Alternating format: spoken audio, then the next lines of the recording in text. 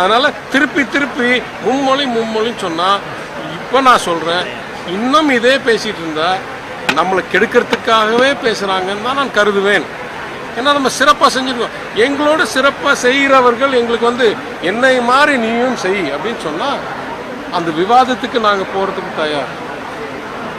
எனக்கு 10% கூட அவங்க விளைவு கிடைக்காதவர்கள் நம்மகிட்ட நீ செய்கிறது பத்தாது, இதோட சிறப்பாக செய்யணும், உங்கள்கிட்ட எங்கேருந்துங்க அறிவு வருது, உங்கள்கிட்ட எங்கேருந்துங்க தகவல் வருது, உங்கள்கிட்ட எங்கேருந்துங்க ஆதாரம் வருது, இதோட சிறப்பாக செய்ய முடியும்னு உங்களால் ஒரு மொழி கூட சரியாக கற்றுக் கொடுக்க முடியல. ஏங்க எங்கள்கிட்ட 2 மொழி பத்தாது 3ன்னு சொல்கிறீங்க. நான் கேட்குறேன், யாருக்கெல்லாம் அறிவு இருக்கும் நியாயமான கேள்வி கேட்போமா இல்லையா? எங்க திருப்பி திருப்பி இதே கேள்வி கேட்குறீங்க, மும்மொழின்னு. அண்ணன் பிடிஆர் அவருடைய பையன் எங்கே படிக்கிறாரு கொஞ்சம் சொல்லணுமே அண்ணே. சும்மா போய் நான் டிவியில் போய் பேசுவேன், நான் வாய் திறந்து பேசுவேன், மதுரை பத்திரிகையாளர் சந்திப்பில் போய். ஏன்னா அறிவுள்ளவர்களான்னு ஒரு வார்த்தையை கேட்டிருக்கார் ஒரு அமைச்சர். அறிவுள்ளவர்கள் ஏற்றுக்கொள்ள மாட்டார்கள் சொன்ன பிறகு அந்த அமைச்சர்கிட்ட திரும்ப நான் கேட்குறேன், உங்களுடைய மகன் இந்திய குடிமகனா? முதல் கேள்வி. அமெரிக்க குடிமகனா? இரண்டாவது கேள்வி. இந்த 2 கேள்விக்கு பதில் சொல்லிட்டு, உங்கள் மகன் எந்த பள்ளியில் படிக்கிறான்? அப்போ உங்க மகன் 3 மொழி சொல்லிக் கொடுக்கக்கூடிய பள்ளியில் படிக்கிறானா? உங்களுக்கு அறிவில்லைன்னு தானே அர்த்தம். பிடிஆர் கண்ணாடி பார்த்து பேசிட்டு இருக்காரா?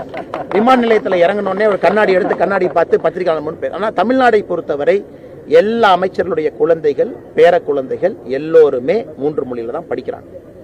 எம்பிக்கள், எம்எல்ஏக்கள் யாராச்சும் ஒருத்தர் பத்திரிகையாளர் முன்னாடி ஒரு எம்பி எம்எல்ஏ இல்ல என் குழந்தை என் பேர 2 மொழி தான் படிக்கிறான், நான் தைரியமா பேசுவேன் பேசுறாங்களா? யாரும் பேச மாட்டாங்க.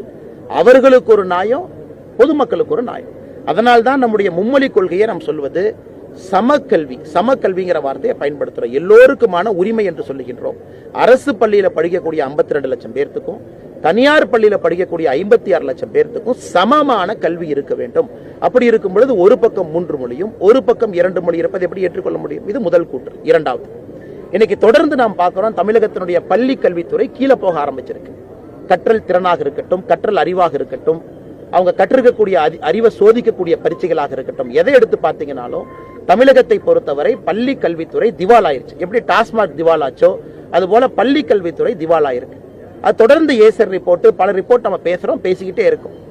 இன்னைக்கு தமிழ்நாட்டில் தமிழ் மொழியை விட ஆங்கில மொழி எடுத்து படிக்கிறவங்க அதிகமாக இருக்கிறாங்க. 27% குறைஞ்சிருக்கிறாங்க. கடந்த 5 ஆண்டுகளில் மட்டும் தமிழ் வழி மீடியமும் ஆங்கில வழி மீடியம் பார்த்தீங்கன்னா தமிழ் வழி மீடியம் 27% குறைஞ்சிருக்கிறாங்க. அதாவது மீடியம் எடுத்து படிக்கிறவங்க.